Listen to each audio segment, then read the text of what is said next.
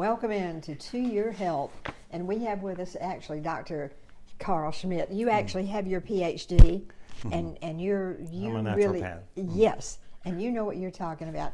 Folks, it's very confusing because we're hearing so many different things, and it's nice to have someone who can actually clarify that for us. You have to have information you can trust to, what it was you said, to live the healthy life. Well, many people equate, what I was talking about earlier is plants are really good for us. Right. But industry and big corporations, factories are plants, and they're more interested in shelf life of a product than they are human life. There we go. I love that. So remember that too. And we were talking about actually, one question I wanted to ask you right off the top is, now the latest fad is you have to use glass containers. Don't hate any, you put nothing in the microwave to heat. You just want to have nothing to do with plastic. So where are you on that? Well, of course, it's always been better to use glass or metal to warm any kind of leftover or cook anything in. Microwaving has its whole complications anyway because it restructures the proteins. But particularly in plastics, there's a documentary called Plastic Detox, and in that documentary they followed about 6 different couples that had been infertile, and they removed every kind of plastic product from their home, their kitchen, their bathroom, their laundry room, their closet. They wore cotton or linen. Anything that was a petroleum product was removed from their environment. Wow. And all the couples were able to conceive after 3 months by simply removing any and all kinds of plastic products. So it's very, very true that going back to the industrial plant versus the plant, our society has been duped by convenience. So if you're like, but I want this convenience. I want to walk out the door and somebody hand me something that peps me up and I can go to the next thing, versus maybe I need to shop on a day, have something ready on a day, and a little more organization can make your life much easier and healthier in the long run. And so we've got to recognize, am I just doing this for convenience, or does this really satisfy a checklist of purity and quality and simplicity as far as food items? Many people say, and there's products on the market like Simple 3 or Simple 5, they only have 1 or 2 or 3 or 4 or 5 ingredients. They don't have 24 or 30 ingredients in the products. They only have a few things in the product list. I just think being conscious and following through, because you are what you eat. Right. I mean, and something is causing this mass Alzheimer's and all of the other.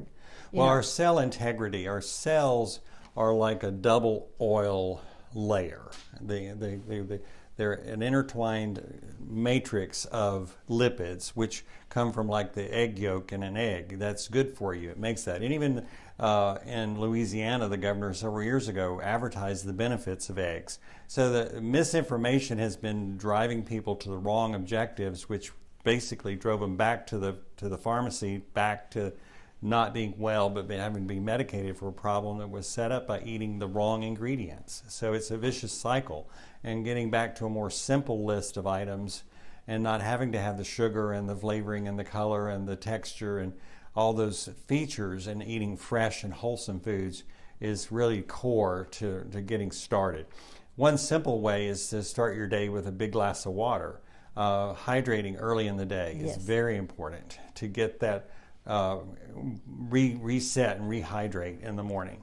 And seeing a little bit of daylight is good for your eyes and good for your whole body. But what we consume is very important to our health of our every organ, but our liver is critical in how it processes all these nutrients. And we could have genetic deficiencies where we can't process nutrients into their most high speed or beneficial cellularly active nutrition. And those are common words called sulfur conjugation or methylation. These are factors. So we may have to have a more advanced B vitamin supplement to help with those processes in the liver, because we may have an underperforming area in that capacity. What are the symptoms of really not simple, but serious liver problems. Well, I mean, or just jaundice. one that's not functioning right, correctly. Right. So everything from mental issues, depression, anxiety, could be liver, to skin conditions, to indigestion, all types of things. But this is the whole point: is you don't want to have a symptom. In holistic natural philosophy is prevention, prevention, prevention. Right. American medical is, now that you have it, we can now say this drug or this procedure is for that. Why wait until it's a huge, in-your-face, obvious, disabling condition when most people, if they don't do anything proactive, they end up with the problem. So let's do things proactive to not have the problem. I think that's the difference between Eastern and Western medicine. You know, we create disease, and then we treat that, and again we chase the problems, and we go. We never look at how they got there. I know, and you don't go to the source. And the other thing that I think people need to be careful about is, over in Western medicine, take the appendix out, take this, have a hysterectomy. God put all that stuff in there for some kind of reason. Right. So you don't. Right. You want to think twice before. I often ask, say I'm doing a consultation with a lady in her 60s, and a hysterectomy, gallbladder, appendix. It's like, okay, what's left? This all had a purpose. Now we've got to supplement to compensate for what those organs would have done.